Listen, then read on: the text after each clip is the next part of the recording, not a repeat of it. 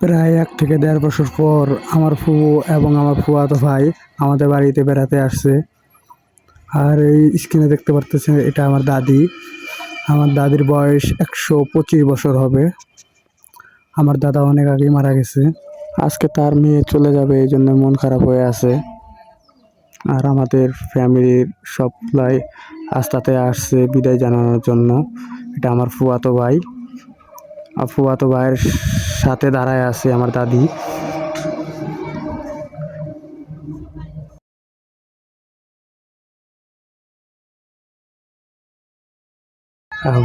দাদির সাথে আমি দাঁড়ায় একটা ছবি তুলে নিলাম।